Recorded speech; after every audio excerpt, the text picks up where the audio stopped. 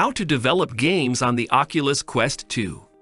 The very first thing you are going to want to do is visit the Oculus Quest developer portal, the central repository and jumping-off point for Oculus VR development.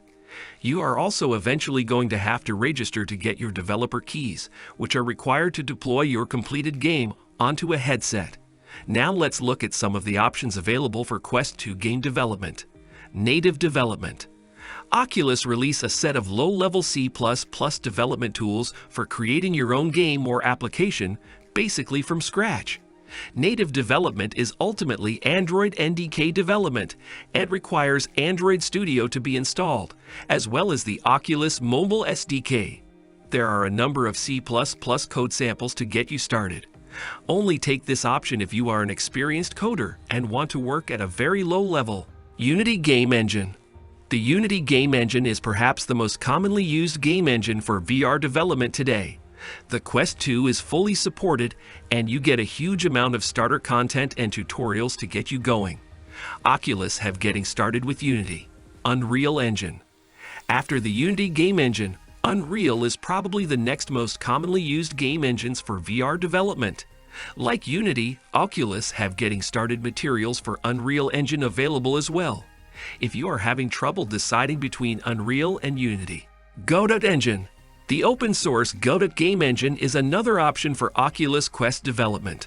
There is an Oculus mobile plugin available here, as well as the Quest-specific Quest toolkit for Godot, which ships with tons of examples to get you up and started. Other engines. CryEngine can be used for Quest 2 development, as evidenced by the climb. Unfortunately, CryEngine Mobile and VR support is only available in a private beta currently. Additionally, the Lumberyard game engine supports VR development, but currently only desktop platforms. You can run Rift and Vive games on the Quest, but using Lumberyard you can't currently do native development. How to enable developer mode on Oculus Quest 2. The first thing you need to do is register as a developer on the Oculus website. Once you've done that, you can enable developer mode from the Oculus app on your phone. Just go to Settings, then Devices, and select your Quest 2. Under the device settings, you'll see an option to enable developer mode. Turning on developer mode on Oculus Quest 2 does not void your device's warranty. How to enable developer mode on Oculus Quest 2 iPhone.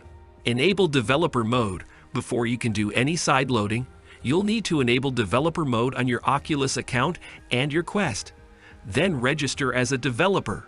In a browser, go to this page, https://developer.oculus.com/manage/organizations/create/ and log into your Oculus account. Follow these steps to enable developer mode on your Quest. Tap Settings, bottom right. Select your connected Quest from the device list and connect to it. Tap More Settings, which appears below your Quest in the device list. Tap Developer Mode. Tap the switch to enable developer mode. Exit settings on the app and reboot your Quest using the right side power button. How to get 45 Hz on Oculus Quest 2. So first you need to do is click your Oculus button and go into Oculus settings. This will be in the right-hand corner. Click that and go into Experimental Features and Development. You'll see something called 120 Hz refresh rate. Click on that and turn on 45 Hz. Click that. Now once you've clicked that, you go and turn on 45 Hz. What should tell you that you have 45 Hz is if you jump, it'll jump a lot lower than normal, and you'll be able to do walls a lot better than normal. How to install SideQuest on Oculus Quest 2. When I was setting it up, I went with the advanced version because I mistakenly thought I needed to install a manually downloaded APK app file to modify Beat Saber, and the easy version doesn't offer that feature. I'd recommend going with the easy version unless you know you'll want to install app files, or if you'll want to install games from a PC. We'll go over those steps later on. But both versions will walk you through the process of installing SideQuest onto your Quest.